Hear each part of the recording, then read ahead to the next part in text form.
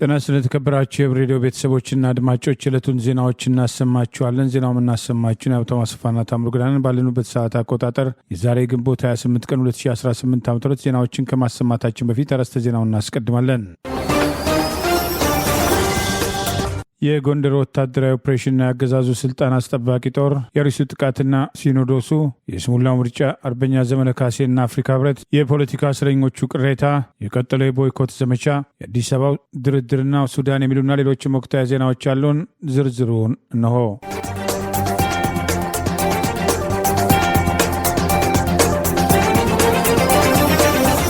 ከጋይንት እስከ ደብረ ዘይት አብይ አገዛዝ ስልጣን አስጠባቂ ላይ የተሰነዘረውን ጥቃት ተከትሎ ድል መቀዳጀቱን የአማራ ፋኖ ብሔራዊ ንቅናቄ ጎንደር ጠቅላይ ግዛት በላይዝ ራስ ጋይንት ልዩ ተወርዋሪ ክፍለ ጦር አስታወቀ። የአማራ ፋኖ ብሔራዊ ንቅናቄ አፋብን ጎንደር ጠቅላይ ግዛት በላይዝ ዛሬ ግንቦት 28 ቀን 2018 ዓ.ም ራስ ጋይንት ልዩ ተወርዋሪ ክፍለ ጦር ከጋይንት እስከ ደብረ ዘይት በአብይ አገዛዝ ስልጣን አስጠባቂ ላይ የሰነዘረውን ጥቃት ተከትሎ ድል መቀዳጀቱን አስታውቋል። በጋይንት ነፋስ መውጫ ከተማ ዘር ጨፍጫፊው አብይ አገዛዝ ስልጣን አስጠባቂ ኃይል ንጹሐንን ሲረሽን፣ ካህናትን ሲገድል፣ ህጻናትን ሲደፍር፣ ቤተክርስቲያንና አጥቢያዎችን ሲረግጥ የቆየ ሲሆን የጥፋት ግዳጁን ጨርሶ ወደ ወሎ ግንባር ከሌሊቱ 11 ሰዓት ጀምሮ ባደረገው የእግር ጉዞ የራስ ጋይንት ልዩ ተወርዋሪ ክፍለ ጦር በየመንገዱ እያራገፈ ከ12 በላይ ያገዛዙን ስልጣን አስጠባቂ ኃይል በመደምሰስ በየአስፓልቱ ጠርዝ ሲቀብር በርካታ ቁስለኞችን በአምቡላንስ ከነፋስ መውጫ ጨጮሆ አባ ሶበር እያነሳ በራሱ የህክምና አገልግሎት መስጠቱን አስታውቋል። ረመጦ የራስ ጋይንት ልዩ ተወርዋሪ ክፍለ ጦር በዙ 23 ሞርታርና ዲሽቃ የታገዘ ያገዛዙ ስልጣን አስጠባቂ ኃይል የአውራጂት የጋንጋና የጨጮሆ ተራሮች ከሌሊት ጀምሮ እስከ ቀኑ 8 ሰዓት ድረስ የደበደበ ቢሆንም የፋኖ ጥቃትን ተከትሎ ሰብአዊና ቁሳዊ ኪሳራ ከማስተናገድ አለመውጣቱን በዚህ የተቀናጀ ጥቃት ፋኖ ድል መቀዳጀቱን የራስ ጋይንት ልዩ ተወርዋሪ ክፍለ ጦር ቃል አቀባይ አርበኛ ሻምበል ተስፋ ዛሬ ግንቦት 28 ቀን 2018 ውጊያውን አስታኮ ባወጣው መረጃ ገልጿል። ይህ በእንዲህ እንዳለ የአማራ ፋኖ ብሔራዊ ንቅናቄ ሸዋ ጠቅላይ ግዛት አሳምነው ለወራት ያሰለጠናቸውን የኮማንዶ አባላት ዛሬ በደማቅ ስነስርዓት ማስመረቁን አስታውቋል። አፋብን የሸዋ ጠቅላይ ግዛት አሳምነው እየተዋጋን እንሰለጥናለን፣ እየሰለጠንን እንዋጋለን በሚል መርህ ለረጅም ወራት በጽናት በልዩ ሁኔታና በከፍተኛ ዲሲፕሊን ሲያሰለጥናቸው የቆያቸውን የኮማንዶ አባላት ዛሬ ግንቦት 28 ቀን 2018 ዓ.ም የእዙ ዋና መሪ ኢንጂነር ደሳለኝ ሲያስብ ሸዋና ሌሎች የእዝና የኮር ከፍተኛ አመራሮች በተገኙበት በደማቅ ሁኔታ ማስመረቁን ገልጿል። ተመራቂዎቹ በቆይታቸው በወታደራዊ ስልጠናው ንድፈ ሀሳብ በተግባር በማጣመር በበቂ ሁኔታ በብቁ አሰልጣኞች ሁሉንም አይነት ውጣ ውረድ ተቋቁመው በቂ ስልጠና መውሰዳቸው የተጠቀሰ ሲሆን የተሰጣቸውን ተልዕኮ በአስተማማኝ ሁኔታ ለመወጣት ዝግጁ መሆናቸውን መግለጻቸውን ይኸው መረጃ ጠቅሷል። በምረቃ ስነ ስርዓቱ ላይ የዙ ከፍተኛ አመራሮች፣ ጥሪ የተደረገላቸው እንግዶችና የአካባቢው ማህበረሰብ አባላት የተገኙ ሲሆን የዕለቱ ክቡር እንግዳ ባስተላለፉት መልእክት ይህ የኮማንዶ ኃይል የአማራን ህልውና ከማስከበር ባለፈ ለህዝባችን መከታና ጋሻ በመሆን ረገድ ትልቅ አቅም የሚፈጥርና ጠንካራ አሸናፊ ኃይልም ነው በማለት መናገራቸውን አፋብን ሸዋ ጠቅላይ ግዛት አሳምነው የህዝብ ግንኙነት መምሪያ ዛሬ ግንቦት 28 ቀን 2018 ባወጣው በዚሁ መረጃ ጠቅሷል። ምረቃ ስነ ስርዓት ላይ ተመራቂዎቹ የሰለጠኑበትን ጥበብና ወታደራዊ ዝግጁነት የሚያሳይ ልዩ ልዩ ትዕይንቶችና የማርሽ ትርኢቶችን ያቀረቡ ሲሆን በስልጠናው ከፍተኛ ውጤትና አርአያነት ላሳዩ የፋኖ የኮማንዶ አባላትም የእውቅናና ሽልማት አሰጣጥ መከናወኑን ገልጿል። የሸዋ ጠቅላይ ግዛት አሳምነው የጣለበትን ታሪካዊ ኃላፊነት ለመወጣትና የህዝቡን ዘላቂ ሰላም ለማረጋገጥ መሰል የሰው ኃይል ግንባታዎችን አጠናክሮ እንደሚቀጥል የእዙ ህዝብ ግንኙነት መምሪያ ዛሬ ግንቦት 28 ቀን 2018 ባወጣው በዚሁ መረጃ ጠቅሷል። ይህ በእንዲህ እንዳለ የአማራ ፋኖ ብሔራዊ ንቅናቄ ቴዎድሮስ የህግና ስነ ስርዓት ጉባኤ ድርጅቱን አንድ ክፍል ሆኖ ከተቋቋመ ጊዜ ጀምሮ ከፍተኛ ስራ እየሰራ መሆኑን እየታገለው ካለው አገዛዝ የተሻለ የፍትህ አገልግሎት ለመስጠት የሚያግዝ ህግን ህዝብ አስተዳደር ስልጠና መስጠት አስፈላጊ መሆኑን በማመን በቴዎድሮስ እዝ ስር የሚገኙ 206ኛ 105ኛና 109ኛ ኮር ስር የሚገኙ የኮር የክፍለ ጦር የህግ ክፍሎችን እንዲሁም በኮሮች ስር የሚገኙ ወረዳዎች የጊዜያዊ መንግስት የፍትህ አካላትን በሁለት ማዕከል በማሰልጠን ወደ ግዳጅ ቀጠናዎች ማሰማራቱና ወደፊትም ይሄው ስልጠና ተጠናክሮ እንደሚቀጥል ዛሬ ግንቦት 28 ቀን 2018 ባወጣው መረጃ አስታውቋል። የኢትዮጵያ ኦርቶዶክስ ተዋሕዶ ቤተክርስቲያን ቋሚ ሲኖዶስ አባላት በኦሮሚያ ምስራቅ አርሲ ሀገረ ስብከት በአስኮ፣ በሼርካ፣ በሆንቆሎ ዋቢ ወረዳዎች በኦርቶዶክሳውያን ወገኖች ላይ የደረሰውን ጥቃት ተከትሎ በዛሬው ዕለት ባካሄደው መደበኛ ስብሰባ በችግሩ ምክንያት ለተፈናቀሉ ወገኖች ድጋፍ እንዲደርግ በብፁዓን አባቶች የሚመራ የቤተክርስቲያን ልዑካን ቡድን ችግሩ ወደ ተፈጠረበት ቦታ በመሄድ ተጎጂዎችን እንዲጎበኝ፣ እንዲያጽናናና አስፈላጊውን ጊዜያዊ ድጋፍ እንዲያደርግ ወሰነ። ቋሚ ሲኖዶሱ በጠቅላይ ቤተ ክህነት በኩል በሚቋቋመው ኮሚቴ አስተባባሪነት በተፈጠረው ችግር ምክንያት የመቃጠል አደጋ የደረሰበትም ጥንታዩ የጠልታም ቅዱስ ገብርኤል ቤተክርስቲያን እንዲሰራ ከቀያቸው የተፈናቀሉ ወገኖች በቋሚነት ወደ መኖሪያቸው እንዲመለሱ በሀገረ ስብከቱ ዳግመኛ መሰል ችግሮች እንዳይፈጠሩ ጥናት አካሄዶ ከመፍትሄ ሀሳብ ጭምር የሚያቀርብ አብይ ኮሚቴ ተሰይሞ በአስቸኳይ ወደ ስራ እንዲገባም ወስኗል። በምስራቅ አርሲ ዞን ባለፈው እሁድና ሰኞ በተለያዩ ወረዳዎች በታጣቂዎች በተፈጸመው ጥቃት በትንሹም ከ13 በላይ ኦርቶዶክሳውያን ሲገደሉ አንድ ከ100 ዓመት በላይ የተሻገረ ጥንታዊ ቤተክርስቲያን በእሳት መውደሙ፣ ሌላም ቤተክርስቲያን ዝርፊያና ጉዳት መድረሱ፣ ከ280 በላይ ነዋሪዎችም ቀያቸውን ለቀው ለስደት መዳረጋቸውን ልብ የሚሰብር ማቆያ የሌለው ጥቃት መሆኑን የኢትዮጵያ ኦርቶዶክስ ተዋሕዶ ቤተክርስቲያን ፓትርያርክ ቅዱስም አቡነ ማትያስም በቅርቡ በሐዘን መግለጣቸው መዘገባችን ይታወሳል። አርበኛ ዘመነ ካሴ ለአፍሪካ ህብረት በጻፈው ደብዳቤ ህብረቱ የአብይ አገዛዝ የይስሙላ ምርጫን አስታኮ በታዛቢዎቹ በኩል ያወጣው ሪፖርት የህብረቱን ቻርተር የምርጫ ዓላማ ጭምር የሚቃወም መሆኑን ገልጾ ተቃውሞውን አስቀረበ። የአፍሪካ ህብረት በራሱ ቻርተር ምርጫ ነጻና ዴሞክራሲያዊና ገለልተኛ መሆን እንዳለበት የደነገገ ቢሆንም የህብረቱ የምርጫ ታዛቢዎች ግንቦት 24 ቀን 2018 ዓ.ም የተካሄደውን በአብይ አገዛዝ ሙሉ ቁጥጥር ስር ተከናወነ የተባለውን የይስሙላ ምርጫ አስታኮ የአፍሪካ ህብረትና የአካባቢ ሀገራት ስብስብ የተባለው ኢጋድ ጭምር ያወጡትን ሪፖርት በተመለከተ የአማራ ፋኖ ብሔራዊ ንቅናቄ መሪ አርበኛ ዘመነ ካሴ ለአፍሪካ ህብረት ሊቀመንበር መሐመድ አሊ የሱፍ በጻፈው ደብዳቤ ቅሬታና ተቃውሞ ገለጸ። አፍሪካ ህብረት ከራሱ በራሱ ቻርተር ካሰፈረው የምርጫ መርህ ጋር ሪፖርቱ የሚቃረን መሆኑን አስታውቋል። አርበኛ ዘመነ ካሴ ደብዳቤ መጻፍ የፈለገው ኢትዮጵያን በተመለከተ ብቻ ሳይሆን በአጠቃላይ የአፍሪካ ህብረት እንደ ተቋም ያለውን ታማኝነት ጥያቄ ላይ የሚጥል በአህጉሪቱ የዲሞክራሲ ተስፋ ላይ ጭምር ጥያቄ የሚያስነሳ መሆኑን በመግለጽ በአፍሪካ ህብረት ቻርተር ዲሞክራሲን በተመለከተ ምርጫና የመንግስት አስተዳደር ግልጽ የሆነ መርህና ህጋዊነት የተቀመጠለት መሆኑን በማስታወስ ምርጫ ፍጹም ነጻ፣ ፍትሃዊ፣ ግልጽና ሁሉን አካታች ምርጫ የሚካሄድበትም ሁኔታ ለዜጎች በነጻ መብታቸውን ተግባራዊ ለማድረግ የሚችሉበት ሁኔታ እንዲኖር መደንገጉን በማስታወስ የሰብአዊ መብቶች መከበር፣ የንግግር ነጻነት መረጋገጥ፣ እኩል ፖለቲካዊ ተሳትፎ የግድ የሚል ቢሆንም በኢትዮጵያ የተካሄደውን ምርጫ አስታኮ የአፍሪካ ህብረት ልዑካን ያገዛዙን ህገወጥ ምርጫ ህጋዊ ለማድረግ በሪፖርት መንገድ ማውጣታቸው ከዚህ መርጋ የሚቃረን መሆኑን አርበኛ ዘመነ ካሴ በዚሁ ደብዳቤ ገልጸዋል። ከአፍሪካ ህብረት ቻርተር መርህ አኳያ በኢትዮጵያ የተካሄደው የይስሙላ ምርጫ ህጋዊና ተቀባይነት ሊኖረው እንደማይችል በማስታወስ ምርጫው በርከት ባሉ በአገሪቱ አካባቢዎች አለመካሄዱ፣ የትጥቅ ትግል ጦርነት በአገሪቱ ውስጥ በተስፋፋበት፣ መላው አገሪቱ የጸጥታ ስጋት ላይ በወደቀችበት፣ የፖለቲካ ተቃዋሚዎች በነጻ መንቀሳቀስ በማይችሉበት፣ በመላው አገሪቱ ህዝቡ በስጋትና በይስሙላው ምርጫ ውስጥ ባልተሳተፈበት፣ መሳተፍ ባልፈለገበት የተለያዩ ዓለም አቀፍ የሰብአዊ መብት ተሟጋች ድርጅቶችና የተለያዩ ተቋማት ጭምር በአገሪቱ ያለውን ተጨባጭ ሁኔታ በተመለከተ ሪፖርት እያወጡ ባለበት የአፍሪካ ህብረት የራሱን ታማኝነት ጥያቄ ውስጥ የሚጥል በታዛቢዎቹ በኩል ያወጣው ሪፖርት ተቀባይነት የሌለውና የድርጅቱን መርህ የሚጥስ መሆኑን አርበኛ ዘመነ ካሴ በዚሁ ደብዳቤ አስታውሰዋል። በአማራ ክልል አገዛዙ ምርጫ ተከትሎ ምርጫ ያደረግኩ ቢልም በሀገር ውስጥ ታዛቢዎች ጭምር ይፋ እንደተደረገው 11902 የምርጫ ጣቢያዎች መካከል 326 ምርጫ ጣቢያዎች ብቻ ይህም 2.7 በመቶ ገዛዙ የይስሙላ ምርጫ ያደረግኩ ያለ ቢሆንም በቀሪዎቹ 11576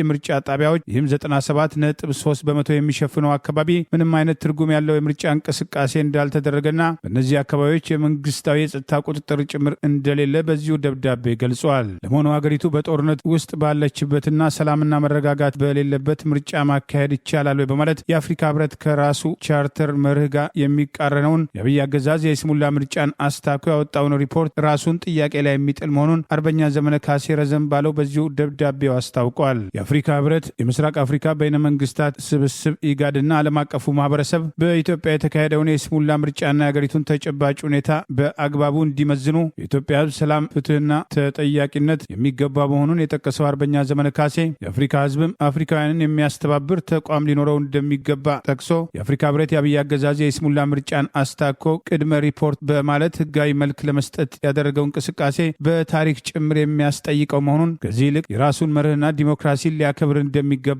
ለህብረቱ ሊቀመንበር መሐመድ አሊ የሱፍ አርበኛ ዘመነ ካሴ የአማራ ፋኖ ብሔራዊ ንቅናቄ ሊቀመንበር በጻፈው በዚሁ ደብዳቤ አስታውቋል። በኦሮሚያ ክልል ምስራቅ አርሲ ዞን ከ13 በላይ ንጹሃን በታጣቂዎች መገደላቸውን ቤተክርስቲያን መቃጠሉና በርካታ ነዋሪዎችም መፈናቀላቸውን ተከትሎ በኢትዮጵያ ኦርቶዶክስ ተዋሕዶ ቤተክርስቲያን በጠቅላይ ስራ አስኪያጅ በብፁዕ የቅዱስ ሲኖዶስ ዋና ጸሐፊው የሚመራ የኢትዮጵያ ኦርቶዶክስ ተዋሕዶ ቤተክርስቲያን ልዑካን ቡድን ከሰላም ሚኒስቴርና ከኦሮሚያ ክልል መንግስት ከፍተኛ ኃላፊዎች ጋር መወያየቱም ተገለጸ። የኢትዮጵያ ኦርቶዶክስ ተዋሕዶ ቤተክርስቲያን የህዝብ ግንኙነት መምሪያ ይፋ ያደረገው መረጃ እንደገለጸው በብፁዕ አቡነ ሳውሪዎስ የጠቅላይ ቤተ ክህነቱ ዋና ስራ አስኪያጅ የደቡብ ምዕራብ ሸዋና የሸገር ከተማ ሀገረ ስብከት ሊቀ ጳጳስ በብፁዕ አቡነ ዲዮስቆሮስ የቅዱስ ሲኖዶስ ዋና ጸሐፊ የራያ ሀገረ ስብከት ሊቀ ጳጳስ የተመራ ቡድን ከሰላም ሚኒስተር አቶ መሐመድ ኢድሪስ ከሚኒስተር ዴታው ከዶክተር ሃይረዲን ተዘራና ከሚኒስተር መስሪያ ቤቱ ከፍተኛ የስራ ኃላፊዎች ጋር በትላንትናው ዕለት መወያየታቸው ታውቋል። ውይይቱ የተካሄደው በምስራቅ አርሲ ሀገረ ስብከት አንዳንድ ወረዳዎች በታጣቂዎች በተፈጸመ ጥቃት ኦርቶዶክሳውያን ወገኖች ላይ የደረሰው ህልፈት ህይወትና የቤተ ክርስቲያን መቃጠልን በማስመልከት መሆኑም ታውቋል። ይህንን ተከትሎ በተካሄደው ውይይት ብፁዕ አቡነ ሳሪዮስና ብፁዕ አቡነ ዲዮስቆሮስ በምስራቅ አርሲ በአስኮ፣ በሼርካ፣ በሆንቆሎ ዋቢ ወረዳዎች በኦርቶዶክሳውያን ወገኖች ላይ በደረሰው የህይወት ጉዳትና በጥንታዊ ቤተ ክርስቲያን መቃጠል፣ መዘረፍ እጅግ ማዘናቸውን ገልጸው መንግስትም የችግሩን ምንጭ አጣርቶ ዘላቂ መፍትሄ እንዲፈልግና በአካባቢው አስተማማኝ ሰላምን እንዲሰፍን አጽንኦትን መስጠታቸው ታውቋል። በግፍ እስር ላይ የሚገኙት የምክር ቤት አባላትና አቶ ክርስቲያን ታደለን ጨምሮ በተከሰሱበት መዝገብ ፍትህ ሊሰጠን አልቻለም በማለት ለችሎቱ አቤቱታ ማሰማታቸው ታውቋል። በአማራ ማንነታቸው ሳቢያ ለመከሰስ የምክር ቤት አባልነት መብታቸው ሳይነሳ በግፍ እስር ላይ የሚገኙት የፖለቲካ እስረኞቹ የምክር ቤት አባላት እና አቶ ክርስቲያን ታደለ መዝገብ ዛሬ ግንቦት 28 ቀን 2018 ከፍተኛው ፍርድ ቤት በሰጠው ቀጠሮ የተከሳሾቹ ጠበቃ ሰለሞን ገንዛይ በማነጋገር አዲስ ማለዳ እንዳስነበበው ፍትህ ሊሰጠን አልቻለም በማለት ለፍርድ ቤት ቅሬታ ማቅረባቸውን ጠቅሷል። በጠበቃ ሰለሞን ገዛኸኝ ገለጻ ከፍተኛው ፍርድ ቤት ለዛሬ ቀጥሮት የነበረው ተከሳሾቹ ክሳቸውን ይከላከሉ ወይስ በነጻ ይሰናበቱ የሚለውን ጭብጥ ለመወሰን የነበረ ቢሆንም ብይኑ አልደረሰም በሚል ፍርድ ቤቱ ተለዋጭ ቀጠሮ ለመስጠት መነሳቱና መጀመሪያ ላይ ግን የቀጠሮውን ቀን ይፋ እንዳላደረገ አስረድተዋል። በዕለቱ ተከሳሾች የደረሰባቸው ስላለው ሰብአዊ መብት ጥሰቶች ለችሎቱ በዝርዝር ማስረዳታቸውን የጠቀሰው ዘገባ ከዚህ ቀደም ተመሳሳይ አቤቱታ አቅርበው ለፍርድ ቤቱ ለማረሚያ ቤቱ ኃላፊዎች ትዕዛዝ በመስጠት ምላሽ ተሰጥቶበት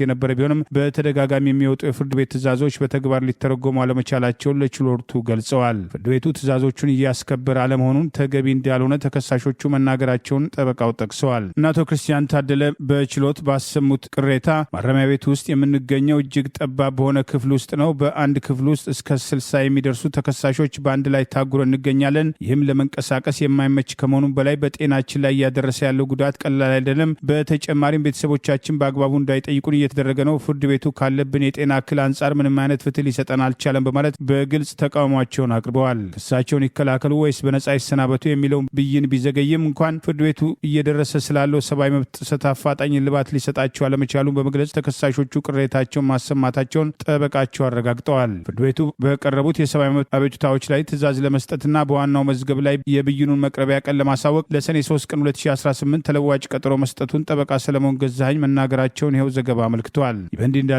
የምክር ቤት አባላቱ አቶ ክርስቲያን ታደለ፣ አቶ ዮሐንስ ባለውና ዶክተር ካሳ ተሻገርን ጨምሮ አገዛዙ በፈጠራ የሽብር ክስ በከሰሳቸው በዚህ መዝገብ ከዚህ ቀደም በቅሊንጦ ማረሚያ ቤት በተደጋጋሚ ደርስባቸው የነበረውን የሰብአዊ መብት ጥሰት ተከትሎ ፌዴራል ፖሊስ ምርመራ እንዲያደርግ ፍርድ ቤቱ ትዕዛዝ እንዲሰጥ የኢትዮጵያ ሰብአዊ መብቶች ኮሚሽን አዋሽ አርባን ጨምሮ በእስር ቤት የተፈጸመባቸውን ግፍ በተመለከተ ለኮሚሽኑ ያቀረቡት ሪፖርት ለፍርድ ቤት ተያይዞ እንዲቀርብ በተደጋጋሚ ጥያቄ ሲያቀርቡ የቆዩ ቢሆንም ፍርድ ቤቱ ለይስሙላ የሚሰጣቸው ብይኖች ተግባራዊ ያለመደረግ በተለይም የሰብአዊ መብት ኮሚሽን ያጠናቀረውን ሪፖርት ተከትሎ እርምጃ ለመውሰድ አለመፈለግ በፍርድ ቤቱ ላይ እምነት እንደሌላቸው በተደጋጋሚ በቅሬታ መናገራቸው አይዘነጋም። በቅሊንጦ ማረሚያ ቤት በማንነታቸው ሳቢያ ከሚደርስባቸው የማዋረድ ተግባር በተጨማሪ አካላዊና ስነ ልቦናዊ ጥቃት እየተፈጸመባቸው መሆኑን የቅሊንጦ ማረሚያ ቤት ባለስልጣን የሆነው ኢንስፔክተር በተደጋጋሚ ለሕይወታቸው ጭምር አስጊ ሁኔታ ላይ እንደጣላቸው ለፍርድ ቤቱ ያመለከቱ ሲሆን የአዲስ አበባ ምክር ቤት ብልጽግና ፓርቲን በመወከል አባል አባል የነበሩት ዶክተር ካሳ ተሻገር በአማራ ብሔር ተወላጆች ላይ በአዲስ አበባ ያነጣጠረ የእስር ዘመቻ በምክር ቤቱ መቃወማቸውን ተከትሎ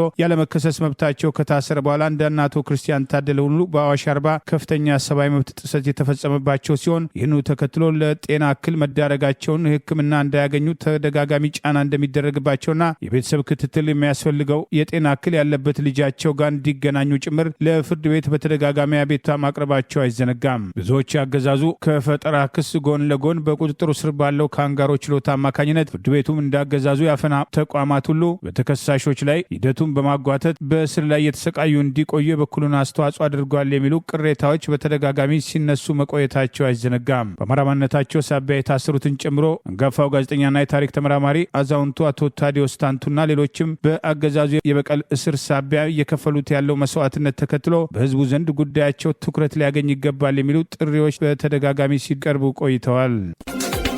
የአሩሲውን ጭፍጨፋ ተከትሎ አገዛዙ ያለው ሚና በህዝብ ውስጥ ትኩረት እያገኘ ከዚህ በኋላ በቃን ማለት መጀመሩን ተከትሎ የጠቅላይ ሚኒስትሩ ጽህፈት ቤት ዛሬ ያወጣው መግለጫ አነጋጋሪ ሆኗል። የአርሲው ጥቃት ሸኔ ከፋኖ ታጣቂ ቡድን ጋር በመናበብ የፈጸመ ነው ማለቱ የአገዛዙን ጭካኔ በግልጽ ያሳያል ተብሏል። በኢትዮጵያ ውስጥ ጠቅላይ ሚኒስትር አብይ አህመድ ስልጣን ላይ ከወጡ በኋላ እየተባባሰ የመጣው ማንነትና ሃይማኖት ተኮር ጥቃት በተለይም በኦሮሚያ ክልል የሚፈጸሙ ማንነትና ሃይማኖት ተኮር ጥቃቶችና ቤንሻንጉልን ጨምሮ የሚፈጸሙ ጥቃቶች ውስጥ ጠቅላይ ሚኒስትሩን ጨምሮ በየደረጃ ኦሮሞ ብልጽግና ፓርቲ ከፍተኛ አመራሮች፣ የጸጥታ ኃላፊዎች፣ የፌዴራሉ የደህንነት መስሪያ ቤት የኦሮሞ ብሔር ተወላጅ ከፍተኛ ባለስልጣናት፣ የወቅቱ የፌዴራል ፖሊስ ኮሚሽን ኮሚሽነር ደመላሽ ገብረ ሚካኤል፣ የወቅቱ የአዲስ አበባ ፖሊስ ምክትል ኮሚሽነር ቶፊክ መደድን ጨምሮ በእነዚህ ጥቃቶች ውስጥ ያላቸው ሚና በተደጋጋሚ ሲገለጽ የቆየ ሲሆን የአርሲውን ጭፍጨፋ ተከትሎ ህዝባዊ ተቃውሞ በተጠናከረበት በዚህ ወቅት የአርሲው ጥቃት ሸኔ ከፋኖ ታጣቂ ቡድን ጋር በመናበብ የፈጸመው ነው በማለት ለቀናት ዝምታ የመረጠው የጠቅላይ ሚኒስትር ጽህፈት ቤት ዛሬ ባወጣው መግለጫ ጠቀሰ።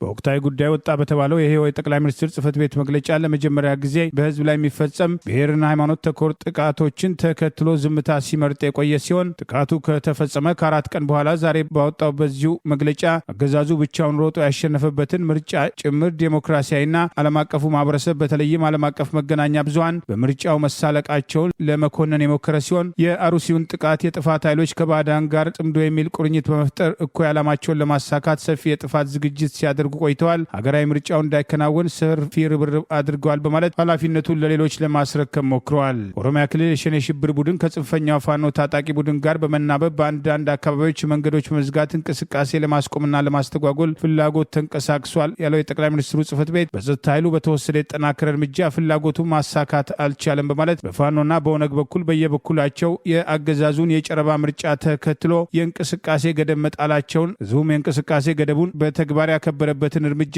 ወደ ጎን በማድረግ ተሳክቶልኛል ለማለት ሞክረዋል። አገዛዙ በምርጫው ላይ ህዝባዊ ማጉረምረም እየጠናከረ መምጣቱን ተከትሎ አስቀድሞ ባደራጃቸው ህገወጥ ቡድን አማካኝነት የፈጸመው ሃይማኖት ተኮር ጥቃት ያላሰበውን ህዝባዊ ቅሬታ ማስነሳት ሲጀምር ጣቱን እንደተለመደው ከኦነግ ሸኔ አልፎ የኦርቶዶክስ እምነት ተከታዮችን አሩሲ ላይ የጨፈጨፈው ጽንፈኛው ፋኖ ነው ለማለት መድፈሩ እጅግ አሳፋሪ ድርጊት የሚል መግለጫውን ተከትሎ ተቃውሞ እየቀረበበት ይገኛል። በአሩሲ የተፈጸመው ጭፍጨፋ ምርጫውን ተከትሎ አገዛዙ እየደረሰበት ያለውን ጫና አጀንዳ ለማስቀየር ነው የሚለውን በትክክል ያንጸባርቃል የተባለው ይሄው የዛሬ መግለጫ ምርጫውን ማደናቀፍ ባለመቻላቸው ኦነግ ሸኔና ጽንፈኛው ፋኖ በአሩሲ ጭፍጨፋ ፈጸሙ ማለቱ አገዛዙ ምርጫውን አስታኮ አጀንዳ ለማስቀየር ጭፍጨፋውን ፈጽሟል የሚለውን የቀደመውን ግምት የሚያጠናክር ሆኗል። በአሩሲ ባለፉት ዓመታት በተደጋጋሚ በተለይም ባለፉት 6 ዓመታት ተከታታይ ጭፍጨፋዎች ሲፈጸሙ የቆዩ ሲሆን ይህንን ተከትሎ እናት ፓርቲን ጨምሮ የተለያዩ ሰብአዊ መብት ተሟጋቾች ጭምር በተደጋጋሚ በማሳሰብ መንግስት እርምጃ እንዲወስድና የጥንቃቄ እርምጃዎች እንዲወሰዱ ይቀርቡ የነበሩ ጥያቄዎችን ጆሮ ዳባ ልበስ ያለው የጠቅላይ ሚኒስትሩ ጽህፈት ቤት መንግስት መሰል ስጋቶች በንቃት በመከታተል በምርጫው ወቅትም በብዙ የሀገሪቱ አካባቢዎች የተቀነባበሩ ተመሳሳይ እቅዶችን በስኬት አክሽፍ ያለው በማለት ራሱን ከተጠያቂነት ለማውጣት ሞክሯል። ጠቅላይ ሚኒስትሩ ከዚህ ቀደም በ2014 ዓ.ም በወለጋ ጉሊሶ ላይ በአንድ ጀንበር ከ1000 በላይ አማራ ብሔር ተወላጅ ተወላጆች በተቀነባበረ መንገድና ከጥቃት የተረፉት ጭምር በሰጡት ምስክርነት የአገዛዙ ባለስልጣናት የአካባቢው መሪዎች በተናበበና በተቀናጀ መንገድ በኦነግ ሸኔ ስም የፈጸሙት ጭፍጨፋ ተከትሎ ጠቅላይ ሚኒስትሩ እንዳሁኑ ህዝባዊ ቅሬታ በማህበራዊ ሚዲያ ሲሰማ በፓርላማ ንጹሃን እየተጨፈጨፉ ችግኝ ለአስከሬናቸው ጥላ እንዲሆን እንተክላለን፣ ንጹሃን እየተጨፈጨፉ ስንዴ ኤክስፖርት እናደርጋለን በማለት በእብሪት አስተያየት መስጠታቸው አይዘነጋም። በኦሮሚያ ክልል የሚፈጸሙ ማንነትና ብሔር ተኮር ጥቃቶች በቀጥታ የጠቅላይ ሚኒስትር አብይ አህመድ አገዛዝ እጁ እንዳለበት የራሳቸው የቀድሞ ባለስልጣናትን ጨምሮ ዓለም አቀፉ መገናኛ ብዙሃን ሮይተርስ ጭምር በምርመራ ሪፖርት ከዚህ ቀደም ማጋለጡ አይዘነጋም። ባለፈው ግንቦት 19 2018 ዓ.ም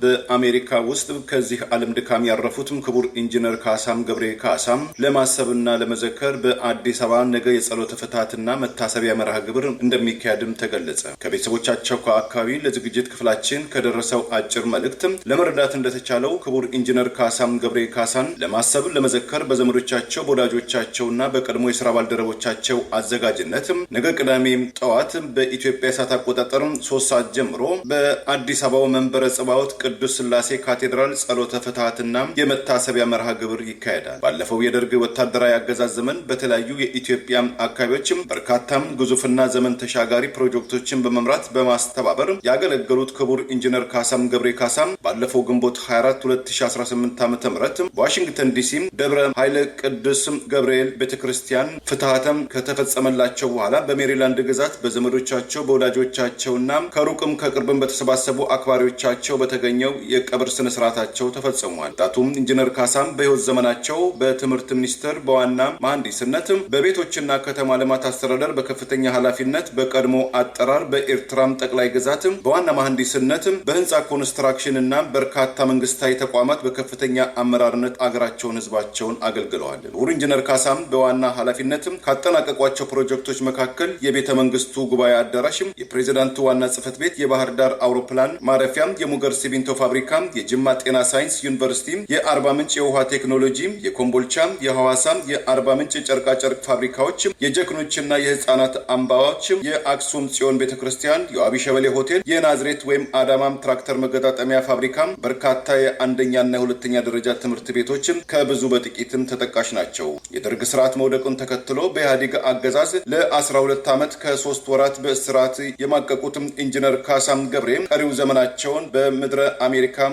ለማድረግም ተገደዋል። ኢንጂነር ካሳም ባለትዳር የሁለት ወንዶችና የሁለት ሴት ልጆች አባት ሲሆኑ በ92 ዓመታቸውም ከዚህ ዓለም ድካም ማረፋቸውን በቀድሞ መረጃችን ወይም ሪፖርተራችን ላይ መዘገባችን ይታወሳል።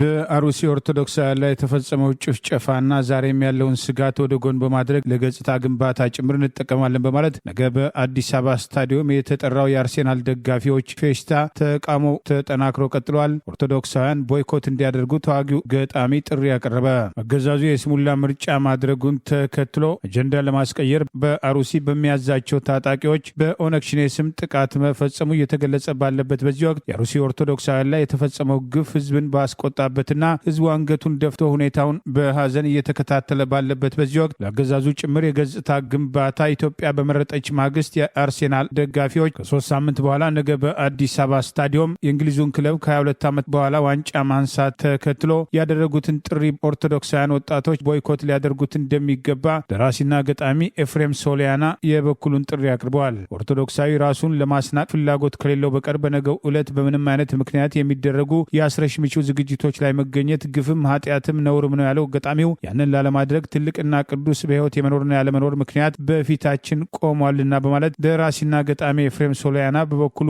ዛሬ ጥሪ አቅርበዋል። ለዚህ አስረሽ ምቹ ዝግጅት ከ10 ሚሊዮን ብር በላይ አውጥተናል በሚል ካገዛዙ ባለስልጣናት ጋር ለገጽታ ግንባታ ግንባር የፈጠሩት እነ አርቲስት ታደለ ሮባ ያሉበት ይኸው ቡድን ዝግጅቱን ለመሰረዝ ፍላጎት የሌለው ሲሆን በተለያዩ ባንኮች አማካኝነት በቴሌብር ጭምር ትኬት እየቆረጠ የሚገኝበት እርምጃን ከዚህ ቀደም በእንግሊዝ የንግስቲቷን ሞት ተከትሎ አርሴናል ብቻ ሳይሆን ሁሉም ክለቦች የሚያደርጉት ጨዋታ እስከ መሰረዝ የተደረሰበትና በኢትዮጵያ የገዛ ወገኖቻችን በሃይማኖታቸው ተለይተው በተጨፈጨፉ ማግስት ከ3 ሳምንት በፊት ለተነሳ ዋንጫ ይህን ሁሉ ዝግጅት በማድረግ የገጽታ ግንባታ ለማድረግና አገሪቱ ሰላምና መረጋጋት ያላት አድርጎ ለማቅረብ የምታደርጉትን እንቅስቃሴ አቁሙ የሚሉ ጥሪዎች ተጠናክረው ቀጥለዋል። ባለፉት ቀናት በማህበራዊ ሚዲያ የቦይኮት ጥሪ ተላልፎ ይህንኑ ተከትሎ የተለያዩ ወገኖች አስተያየታቸውን እየሰጡ ሲሆን ሲሆን የአርሲውን ጭፍጨፋ ተከትሎ ዛሬም በማህበራዊ ሚዲያ የተለያዩ አርቲስቶችን ግፉ በቃ አምላክ ፍርድ ይሰጣል የሚሉ አስተያየቶች ተጠናክረው ቀጥለዋል። ህዝቡ ለመብቱ እስካልታገለና በቃ እስካላለ ድረስ ከማህበራዊ ሚዲያ ለቅሶ ወጥቶ በተግባር እንደ ኬንያውያን ለመብቱ እስካልታገለ ድረስ መከራውና ችግሩ ጊዜና ሁኔታ እየጠበቀ ይቀጥላል በማለት ወቀሳዎችና አስተያየቶች ተጠናክረው ቀጥለዋል። ታዋቂ የሰብአዊ መብት ተሟጋች ያሬድ ኃይለማርያም ዛሬ ከህብር ሬዲዮ ጋር ባደረገው ቃለመጠይቅ ተመሳሳይ ጥሪ ያቀረበ ሲሆን ዘግይቶ በማህበራዊ ገጹ ባወጣው ተጨማሪ አስተያየትም የአዲስ አበባ ኮሪደር ብርቅርቅ መብራቶች ያገዛዝ ስርዓቱን የጭካኔና ግፈኝነት እውነተኛ ገጽታ የመሸፈን አቅም የላቸውም፣ ሊኖራቸው አይችልም። የገዢው ፓርቲ የብርቅርቅ ፕሮጀክቶች ጭንብል ሲገፈፍ እውነተኛ የሀገሪቱ ጨለማ የዋጠው ፍርሃት የነገሰበት የሽብር መንፈስ የነገሰበት ገጽታ አፍጦ ይታያል። የተደጋገሙ በማንነት ላይ ያተኮሩ የአርሲ ጭፍጨፋዎች፣ በየቀኑ በሀገሪቱ አውራ መንገዶች ላይ የሚፈጸሙ አውቶቡስ ሙሉ ህዝብ እገታዎች፣ በበርካታ የሀገሪቱ ክፍሎች የሚታየው ሰብአዊ ቀውስ፣ በአማራና በኦሮሚያ ክልሎች የሚካሄዱት ጦርነቶች፣ በትግራይ ያለው ውጥረት፣ መረን የለቀቀው የኑሮ ውድነት፣ ረሃብ፣ መፈናቀል፣ ስደትና የጅምላ እስር የብልጽግና መገለጫ የሆኑ እውነተኛ ገጽታዎች ናቸው። ይሄ በብርቅርቅ መብራት በነ ዳንኤል ክብረት ተረት በጠቅላዩ የውሸት ዲስኩር መሸፈን አይቻልም። እንደ አገርም እንደ ህዝብም እውነታውን መጋፈጥ የግድ ይላል በማለት የአርሲው እልቂት ያገዛዙ ባህሪና እኩይ የፖለቲካ ስሌት ውጤት መሆኑን ብዙ ማሳያዎች ማቅረብ ይቻላል። የግፍ አገዛዙ ካላከተመ፣ የብልጽግና አመራር ካልተወገደ ኢትዮጵያ መቼም ቢሆን ሰላም ልትሆን ሰቆቃውም ሊቆም አይችልም በማለት ታዋቂው የመብት ተሟጋች ያሬድ ኃይለማርያም ጠንከር ያለ ጥሪ አቅርበዋል። የነገው ስታዲየም ዝግጅት ያገዛዙ ባለስልጣናት ኢትዮጵያ በመረጠች ማግስት ይካሄዳል በሚል ሰፊ ትኩረት በመስጠት በቅርብ እየተከታተሉት በአገዛዙ ደጋፊ አርቲስቶችና ቲክቶከሮች አማካኝነት እየተካሄደ ያለው ዝግጅት በህዝብ ልቅሶና ሀዘን ላይ የመሳለቅ ድርጊት አካል በመሆኑ ወጣቶች ራሳቸውን ለመስደብ ካልሆነ በስተቀር በዚህ ዝግጅት ላይ እንዳይገኙ በቴሌግራምና በተለያዩ ማህበራዊ ገጽ የውስጥ መገናኛዎች ጭምር ጥሪዎች ተጠናክረው መቀጠላቸውን የሚጠቅሱ መረጃዎች አግኝተናል። የአብይ አገዛዝ በትግራይ ላይ ጦርነት ለመክፈት የሚያስችለውን ሙሉ ዝግጅት መጨረሱን የሚጠቅሱ መረጃዎች መውጣት ጀምረዋል። የትግራይ ህዝብ ልጆቹን ለጦርነት አልሰጥም ማለት አለበት ማለት የቀድሞ ኤታማዦር ሹምና ከአብይ አገዛዝ ጎን ተሰልፈዋል በሚል በትግራይ ተወላጆች ወቀሳ የሚቀርብባቸው ጀኔራል ሳሞራ የኑስ ለአንድ የትግራይ መገናኛ ብዙሃን የሰጡት መግለጫ ወቀሳ እያስከተለባቸው ይገኛል። በምርጫው ማግስት የጠቅላይ ሚኒስትር አብይ አህመድ አገዛዝ በትግራይ ላይ ዳግም ጦርነት ለማንሳትና በነጌታቸው ረዳ የሚመራውን የትግራይ ሰላም ሰራዊት ከፊት በማሰለፍ አዲስ ጦርነት ለመቀስቀስ የሚያደርገውን ዝግጅት እያጠናቀቀ መምጣቱን ባለፉት 2 ቀናት ወደ ትግራይ ድንበሮች በአፋርና አማራ ክልል በኩል ሰፊ ዝግጅት እያደረገ ሲሆን ከተለያዩ አገሪቱ አካባቢዎችም ያገዛዙ ስልጣን አስጠባቂ ጦር ወደ አካባቢው በርከት ባሉ አውቶቡሶች እየተመመ ይገኛል። ቀደም ሲል ሲደረግ የነበረው ወታደራዊ ዝግጅት ኤርትራን በመውረር አሰብን በኃይል እንቆጣጠራለን የሚል እቅድ የነበረው አገዛዝ አስቀድሞ በትግራይ ላይ ጦርነት ለማንሳትና በህወሓት ቁጥጥር ስር በቅርቡ የተቋቋመውን የትግራይ ምክር ቤት ተከትሎ ዝምታ የመረጠው የጠቅላይ ሚኒስትሩ አገዛዝ በጦርነት ምላሽ ለመስጠት ሰፊ ዝግጅት እያደረገ መሆኑን የሚያሳዩ መረጃዎች እያደጉ መምጣታቸው ታውቋል። ጦርነቱ መቼ ይጀመራል ባይባልም ከተለያዩ አገሪቱ አካባቢዎች ከትግራይ ጋር ወደሚያዋስኑ ድንበሮች እየመጣ ያለው ሰራዊት ቁጥር እጅግ ከፍተኛ መሆኑን አገዛዙ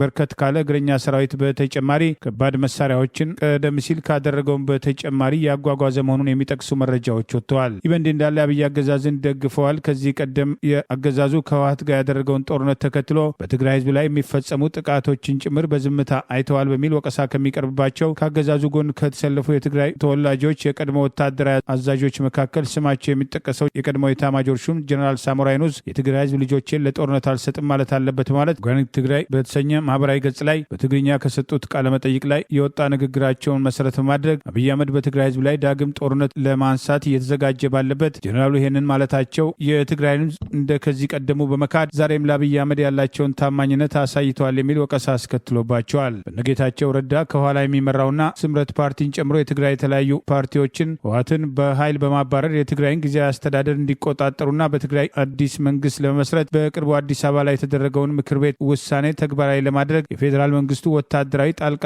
ገብነት እንዲወስድ ምክር ቤቱ የስሙላ መግለጫ ሊያወጣ ይችላል የሚሉ አስተያየቶች የተሰጡ ሲሆን ጠቅላይ ሚኒስትሩ ለአንድ ዓመት ስልጣናቸውን አራዝም ያሉት የትግራይ ጊዜያዊ አስተዳደር ፕሬዚዳንት የነበሩት ጀነራል ታደሰ ወረደ ተንሳፈው ከቀሩ በኋላ ጀነራሉ የፌዴራል መንግስቱ ወደ ትግራይ ጣልቃ እንዲገባ ፈቃድ እስከ መቼም ቢሆን አልሰጥም ማለታቸውን ተከትሎ አዲስ አበባ ላይ የተቋቋመው የነጌታቸው ረዳ ምክር ቤት ህጋዊ ስልጣን ባይኖረውም ይህንን ውሳኔ ሊወስን ይችላል የሚሉ ስጋቶችም ተከትለው ቀርበዋል። ህወሓት ትላንት ባወጣው መግለጫ ጦርነት አይቀሬ መሆኑንና ዓለም አቀፉ ማህበረሰብ ይህንን ጦርነት ለማስቆም የበኩሉን አስተዋጽኦ እንዲያደርግ ጥሪ ያቀረበ ቢሆንም በህወሓት በኩል የሚደረጉ ወታደራዊ ዝግጅቶችም እየጠናከሩ መምጣታቸውን የሚጠቅሱ መረጃዎች ወጥተዋል። ቀደም ሲል አፋር ላይ መሰረቱን አድርጎ የነበረው የትግራይ ሰላም ሰላም ሰራዊት የተባለው በነጌታቸው ረዳ የሚመራው የቀድሞ የህወሓት ታጣቂዎችን ያካተተው ቡድን መካከል ብዙዎቹ ተመልሰው ወደ ትግራይ መሄዳቸው ሲነገር የቆየ ሲሆን በቅርቡ በጸለምት በኩል ከአገዛዙ ስልጣን አስጠባቂ ጦር ጋር ግንባር ፈጥሮ ከህወሓት ጋር የተኩስ ልውውጥ ማድረጉን ጠቅሰን መዘገባችን አይዘነጋም። ቅድሚያ ለሰብአዊ መብቶች ኢትዮጵያ የተሰኘው ድርጅት በትግራይ ክልል በስፋት እየተካሄደ ነው ስላለው አስገዳጅ የውትድርና ምልመላ ዘመቻም በተመለከተም ሪፖርት አወጣ። ወጣቶችም ከምልመላ ለመሸሽ ቤቶቻቸውን እየለቀቁ ውጪ ያድራሉ፣ በዘመዶቻቸው ቤቶች መካከልም እየተዘዋወሩ ይገኛሉ ብሏል። በሪፖርቱ መሰረት የትግራይ ክልል ባለስልጣናትና የአካባቢው መዋቅሮች በአንዳንድ የክልሉ አካባቢዎች ማለትም በአክሱም፣ አድዋም፣ ሽሬም፣ አዲግራት፣ መቀለም፣ ውቅሮና በማዕከላዊ እንደዚሁም በሰሜን ምዕራብ ዞኖች በሚገኙ ገጠራማ ወረዳዎች ውስጥ አስገዳጅ የምልመላ ዘመቻዎችን እያከናወኑ ነው ሲል ገልጾ ይህም ለሁለት ዓመታትም ሲካሄድ ከነበረው አስከፊ ጦርነት ገና በማገገም ላይ ባሉ ቤተሰቦች ዘንድም ከፍተኛ ፍርሃት ፈጥሯልም ብሏል። በሪፖርቱ ላይ የተጠቀሱትም አንዳንድ የአካባቢው ነዋሪ ወጣቶችን ፍለጋ ቤት ለቤትም ይመጣሉ፣ ወጣቶችን ካላገኙ ወላጆችን ይጠይቃሉ፣ ህዝቡ በፍርሃት ድባብ ውስጥ ወድቋልም ብሏል። ድርጅቱ እንዳመላከተው ወጣቶችም በፍተሻም ኬላዎች፣ በገበያዎች፣ በትራንስፖርት ማቆሚያዎችና በስብሰባዎች ላይ በቁጥጥር ስር እየዋሉ ወደ ወታደራዊ ማሰልጠኛ ጣቢያዎች እንደሚወሰዱ የአይን እማኞች ገልጸውልኛልም ብለዋል። በሪፖርቱ የተጠቀሱ በአክሱም የሚገኙ አንድ መምህር በበኩላቸው በርካታ ተማሪዎችና በቅርቡ የተመረቁ ወጣቶችም ከመማሪያ ክፍሎቻቸውና ከህዝብ መሰብሰቢያ ቦታዎች መወሰዳቸውን ተናግረዋል። ወጣቶችም አሁን ላይ በነጻነት መንቀሳቀስም አቁመዋል፣ አንዳንዶቹም ተደብቀዋል፣ ሌሎች ደግሞ እንዳይወሰዱ በመፍራት ወደ አዲስ አበባም ወደ ሌሎችም ከተሞች መሰደድን መርጠዋልም ብለዋል። በማዕከላዊ ዞን የሚኖሩ የአንድ ቤተሰብ ገጠመኝን ያካተተው ሪፖርቱም ልጃቸው የአካባቢው ባለስልጣናት እሱን ፍለጋም በተደጋጋሚ ወደ ቤታቸው መምጣታቸውን ተከትሎ ከአካባቢው መሸሹን ጠቅሰዋል። ዘመዶቹም ለሪፖርቱ አዘጋጆች እንደተናገሩት ወጣቱ ለውትድርና እንዳይመለመል በመፍራት በቤት ውስጥ ማደር ካቆመም ሳምንታት ተቆጥረዋልም ብለዋል። በገጠራማ መንደሮች መካከልም እየተዘዋወሩ እንደሚገኙ እኚሁ ወላጅ እማኝነታቸውን ሰጥተዋል። ሌላ የአይን እማኝ ደግሞ በርካታ ወጣቶች ከአካባቢው አስተዳደር ማዕከል ተነስተው ወታደራዊ ማሰልጠኛ ተቋማት ናቸው ተብሎ ወደሚታሰቡት ቦታዎችም በጭነት መኪኖች ሲጓጓዙ ማየቱን ገልጿል። የጭነት መኪናዎቹም ይዘዋቸው ሲሄዱ አይተናል፣ አብዛኞቹ በገዛ ፈቃዳቸው የሄዱ አይደለም ሲል ተናግሯል። አንዳንድ የህወሓት ባለስልጣናት በበኩላቸው በትግራይ ክልል ውስጥ አስገድዶም የወታደራዊ ምልመላም አልነበረምም ወደፊትም አይኖርም የሚል ማስተባበያ በቅርቡ መስጠታቸው አይዘነጋም።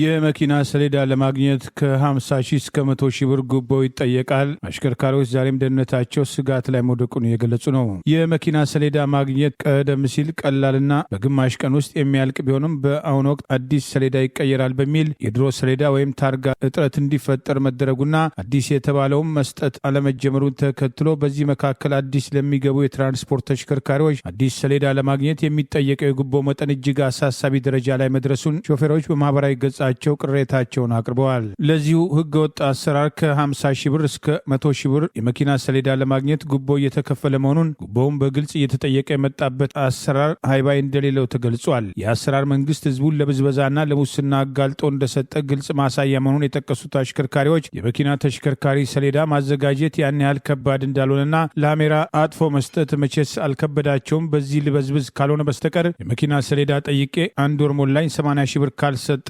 አታገኙም ተብያለሁ በማለት አንድ አሽከርካሪ ጭምር ቅሬታ ማቅረቡን በዚሁ ማህበራዊ ገጽ ላይ ሰፍሯል። የመንገድ ትራንስፖርትና ሎጂስቲክ ባለስልጣን የተባለው በቅርቡ አሽከርካሪዎችን ምዘና አደርጋለሁ በሚል ብቃት ከሌለው ግለሰብ ጋር ስምምነት አድርጎ ይህኑ በመቃወም አሽከርካሪዎች ድምጻቸውን ያሰሙ ቢሆንም አዲስ ለመዘርጋት ያሰቡትን የዘረፋ እቅድ አሽከርካሪዎች በማህበራዊ ሚዲያ በግልጽ መቃወም ከጀመሩ በኋላ ያገዛዙ ትራንስፖርትና ሎጂስቲክ ሚኒስትር የተባለው በዶክተር አለሙ ስሜ የኦሮሞ ብልጽግና ፓርቲ ከፍተኛ አመራርና በህዝብ ላይ የሚደረጉ ጦርነቶች በግልጽ ተሳትፎ ካላቸው አገዛዙ ባለስልጣናት አንዱ የሚመሩት ይኸው ሚኒስቴር መስሪያ ቤት አደረግኩ ያለውን ስምምነት ያጠፋ ሲሆን ሰሌዳ ለመስጠት በግልጽ ጉቦ የተጠየቀ ዝምታ መምረጡን በወቀሳ ተነስቶበታል። ይህ በእንዲህ እንዳለ አሽከርካሪዎች ዛሬም የጥቃት ኢላማ መሆናቸውን በመግለጽ በከተማ ውስጥ በአሽከርካሪው ላይ ጫና የሚያደርጉና አሽከርካሪውን የሚያጠቁ የህግ አስከባሪ ነን የሚሉ ወገኖች ጉልበታቸውን ሹፌር ለሚያግቱና ጥቃት ለሚሰነዝሩ ተባባሪዎቻቸው ሊያደርጉ ይገባል የሚል ቅሬታ የቀረበ ነው። ከኦሮሚያ ክልል ሀረርጌ አካባቢዎች ተሽከርካሪዎች ጫት ጭነው ወደ አዲስ አበባ የሚንቀሳቀሱ ናዝሪት ወይም አዳማ ከመድረሳቸው በፊት ዛሬም እየተለዩ በታጣቂ ስም ከአገዛዙ የጸጥታ ኃይሎች ጋር ግንባር በፈጠሩ ዘራፊዎች የጥቃት ኢላማ የሆኑ ሲሆን ዛሬም በተመሳሳይ ተተኩሶባቸው ህይወታቸው የተረፈ አሽከርካሪዎች መድረሻ ማጣታቸውን ገልጸዋል። ከዚህ በተጨማሪ ዛሬ ግንቦት 28 ቀን 2018 ምሽት 1 ሰዓት ከ45 ላይ ሞጆ ባቱ ዝዋይ መንገድ ዓለም ጤና አካባቢ ተመሳሳይ ችግር አለ የሚል ጥሪ እንደደረሳቸውና ሌሎች አሽከርካሪዎች ከከተማ ሳይወጡ ጥንቃቄ እንዲያደርጉ ይኸው ማህበራዊ ገጽ አስታውቋል። ሾፌሮች በተናጠል እየደረሰባቸው ያለውን ችግር በተመለከተ ቅሬታ ከማቅረብ አልፈው በተደራጀ መንገድ የስራ ማቆም አድማ በማድረግ ለመብታቸው እንዲታገሉና ሌላውም ህዝብ ተመሳሳይ እንቅስቃሴ እስካላደረገ ድረስ ችግሮች እንደማይለወጡ በተደጋጋሚ በቅሬታ ሲነሳ ቆይተዋል። ከዚህ ቀደም የስራቸው ተጋላጭነትን በማሰብ የደሞዝ ጭማሪና የጤና ሽፋን እንዲሰጣቸው የጠየቁ የጤና ባለሙያዎች ያቀረቡት 12 ጥያቄ ዛሬም ድረስ ተቀባይነት ማጣቱን ተከትሎ የጠሩትን የስራ ማቆም አድማ ህይወታቸው አደጋ ላይ ወደቀ አሽከርካሪዎች ጭምር እንዲቀላቀሏቸው ጥሪ ያቀረቡ ቢሆንም ለሁለተኛ ዙር የስራ ማቆም አድማ የጤና ባለሙያውም ሆነ አሽከርካሪዎች ምላሽ ባለመስጠታቸው አድማው ሳይሳካ መቅረቱ አይዘነጋም።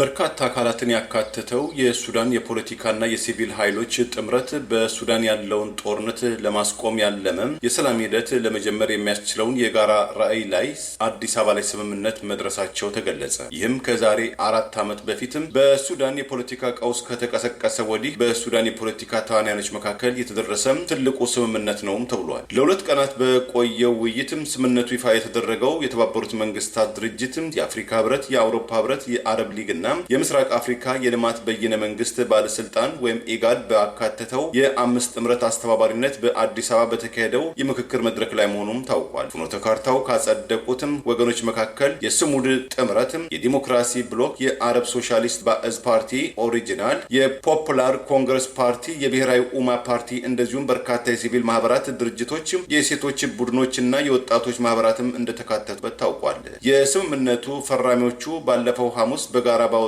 መግለጫ በሱዳናውያን የሚመራ የሰላም መስመር ለመጀመር የፖለቲካ ሂደቱን የሚያስጀምርና አጠቃላይ ሰላማዊ መፍትሄ ለማምጣት መሰረት የሚጥል አዘጋጅ ኮሚቴም ለማቋቋም መስማማታቸውን አስታውቀዋል። ቡድኖቹ ይህም ስምምነትም አውዳሚውን ግጭት ለማስቆም የጥላቻ ንግግሮችንና ዘረኝነትን ለመዋጋት ውይይት ለማስፋፋትም እንደዚሁም በጦርነቱ ምክንያት የከረሩ ያሏቸውን ማህበራዊ ክፍሎችን ለመጠገን በሱዳን የፖለቲካና የሲቪል ተዋናዮች መካከል እየታየ የመጣውን የትብብር ፍላጎት የሚያንጸባርቅ ነው ብለውታል። በመግለጫው መሰረት የቀረበው የፖለቲካ ሂደትም ሰፊ ማህበራዊ እርቅን በማምጣትም ማህበራዊ ፍትህን፣ እኩልነትን፣ እኩል ዜግነትን እንደዚሁም በገለልተኝነት በድህነትና ባልተመጣጠነ ልማት ዙሪያ የሚታዩ ችግሮችን መፍታትን መሰረት ያደረገ አዲስም ማህበራዊ ውል በመቅረጽም መደምደም አለበትም ተብሏል። ይሁን እንጂ ይህ ስምምነት በውይይቱ ላይ የተሳተፉትን ሁሉም ቡድኖች ያካተተ አለመሆኑ የተገለጸ ሲሆን በአብዱላሂ አልኑር የሚመራው የሱዳን ነጻነት ሰራዊት ኤስኤልኤም ቀደም ሲል በስልጣን ላይ የነበረውን ብሔራዊ ኮንግረስም ፓርቲም በእንግሊዝኛው ምህጻረ ቃል ኤንሲፒ እና የእስላማዊ ንቅናቄ ካቀረበው የፖለቲካ ሂደትም መገለላቸውን በመቃወም የጋራ ራዕዩን ለመፈረም ፈቃደኛ ሳይሆኑ መቅረታቸው ታውቋል። ለዛሬ ያሉን ዜናዎች እነዚህ ናቸው። ዜናውን ስታደምጡ ለቆያችሁ የህብር ሬዲዮ ቤተሰቦችና አድማጮች ምስጋናችን ድረሳችሁ። የህብር ሬዲዮ ኦፊሻል ዩቲዩብ ቻናላችንን ሰብስክራይብ ያላደረጋችሁ ሰብስክራይብ በማድረግ በተጨማሪም የደውል ምልክቱን በመጫን የህብር ሬዲዮ ቤተሰብ እንድትቀላቀሉ በአክብሮት እንጋብዛለን። እንደ ወትሮ ሁሉ የህብር ሬዲዮ ቤተሰቦች ፕሮግራሞቻችንን ላይክ በማድረግ ሼር በማድረግ አስተያየቶቻችሁን በመስጠት አብሮነታችሁን እንድትገልጹ በአክብሮት እንጠይቃለን። ከቻናላችን በተጨማሪ በአገር ቤት በአማራ ሰዓት ቢሲ በሚሰራጭበት ሳተላይት ታገኙናላችሁ። በድጋሚ እናመሰግናለን። ጤና ይስጥልን። ቸር እንቆይ።